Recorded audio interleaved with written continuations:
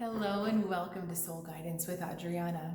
I'm Adriana. I'm an intuitive reader and soul communicator with an intuitive message for you today to help you on your path and perhaps give you some insights.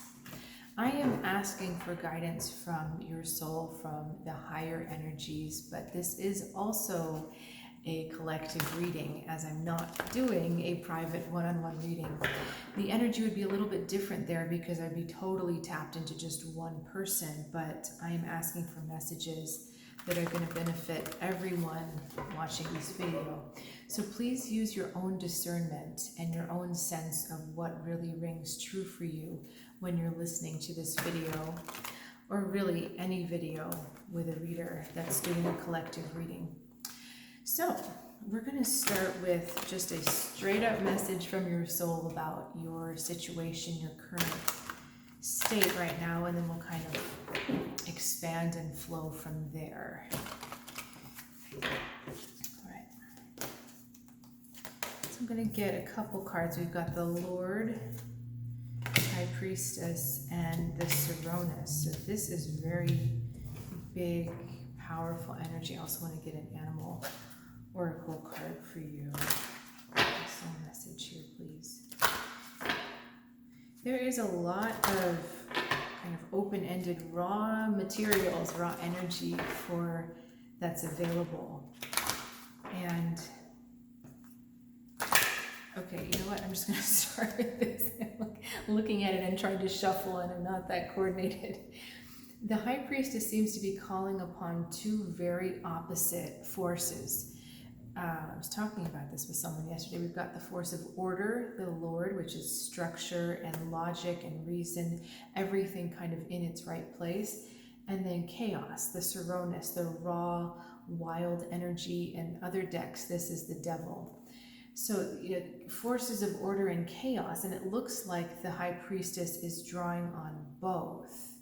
She's got her arms open to both, and so she's integrating, channeling the two together and integrating that. So this is about two things. This is about bringing more structure to the kind of wild, chaotic, unplanned elements in your life, but it's also a balance between not having too much structure, allowing this wild energy, this just raw, natural energy to also flow. Which is on which? Okay, interesting. So she's got even though this is a feminine energy gesture of receiving, she's holding her arms up in a receptive thing. She's got her right arm with the Lord, which is what we'd expect. Her right arm is to the masculine energy, which is the energy of doing and planning and being in control, versus that chaotic, wild, untrained energy with her left, which is also kind of what we would expect. There's more of an unpredictable, perhaps, flow that happens with the feminine energy.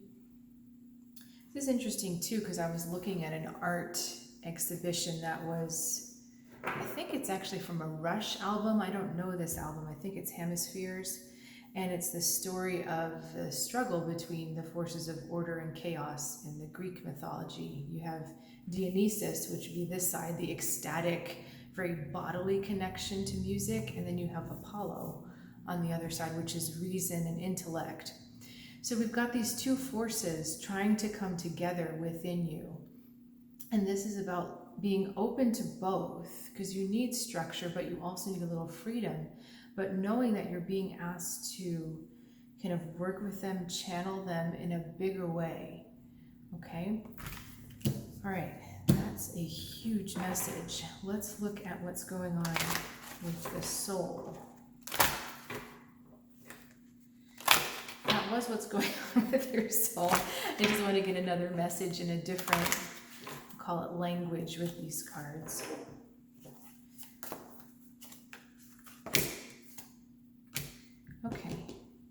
Okay, this is good. We've got the dog and we've got the red crown crane. So we've got loyalty and we've got companionship. And I would use both of those words to describe any, faithful dog friend that you might have. But what this says is that you're being drawn into a situation where you're going to have a lot more loyalty, a lot more friendship. These cards look so pretty together, don't they? That the universe is actually pulling you along to a situation where let me just describe what I'm seeing. So we've got this archer and he's shooting his arrow this way. We've got the crane pulling. So it's as if he's trying to catch this crane pulling this woman. And what does that mean? It means that there's a bigger force than you that's drawing this helpful, loyal, supportive energy to you. So your soul is watching out for you. The universe is watching out for you as you're learning to harness these elements together. You know, it's funny because usually, let me go into that for a little bit, because intuition, which is the High Priestess here, it's an interesting card. It's an interesting concept because there is an order to it, there is a logic and a reason to it, but it is intuition, in meaning without, tuition being without teaching. So it is just a raw knowing. But it feels like what's going on here is that your intuition is actually being upgraded to be able to take those two forces, that to understand more deeply the logic behind what you're getting, but also that you're going to be getting bigger and more, I want to say pure types of communication. Okay, so let's take this down to the small. That was the big. How is this relevant for what's going on in your life right now? Okay, Six of Swords, Lovers, another 6, 9 of Cups, and a 5 of Wands. Now, I feel like here we have definitely chosen a direction. The Lovers with the 6 of Arrows, 6 of, well, I just switched decks on you, the 6 of Swords. But why did I say arrow? Because arrow is pointing, just like in this card, arrow is pointing in a certain direction.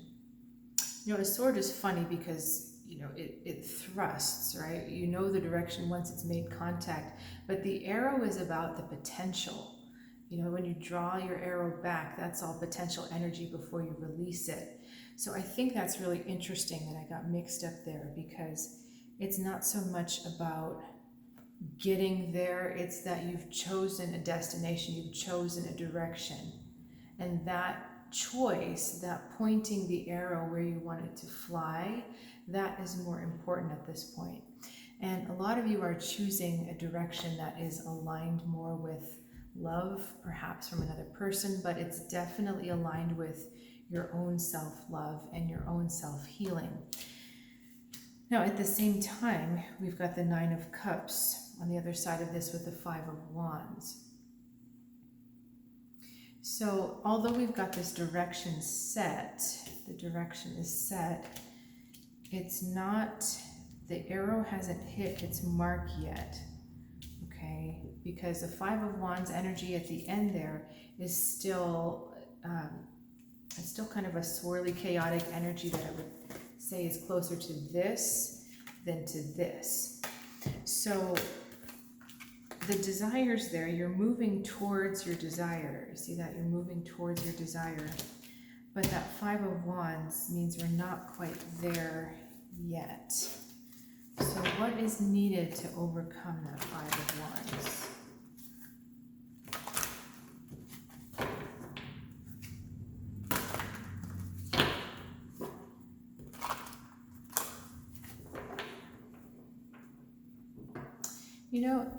The 5 of Wands card is engaged in conflict. They're playing a game, so it's a fun game, it's competitive. But in this card, no one is really winning. Okay, so there's maybe too many factions that you're fighting within yourself or with other people. It's like there's too many things in the way that are getting in your way. But the thing is these aren't serious things. these are just light kind of nuisances or disturbances. They're not, I don't feel that they're strong enough to really derail the whole plan. Okay, but let's look at how we disarm those Five of Wands and move forward. Two of Wands and Three of Pentacles. And Three of Pentacles is sometimes in other decks seen as a partnership card because there's two people on it. So it seems to me like the way to get through this Five of Wands is just to keep doing practical steps. Keep doing the things that make sense to do. Keep moving forward. Do not get lost in potential energy. Okay, don't get lost in thinking you have to make another plan or planning in general. This isn't about planning. This is about doing and building. So you've done enough planning by choosing your direction. You know which way the arrow is going. That's your plan. So now take some action in the direction of where you want that arrow to go. Okay? This isn't about having to do more, having to gather more. It's just about building more and more and more onto this plan. Okay? So that it becomes bigger and bigger, and that the energy starts to accrue with every practical little step that you take. The energy starts to accrue, and then this Five of Wands straightens out. Instead of a spinning thing, it straightens out to a straight line. Kind of like this thing that he's carving onto the column. I see the Five of Wands spinning out into that. And so you've already got it in motion, and then all you have to do is kind of direct the energy to where you want that motion to be. Okay, is there anything else that wants to come out?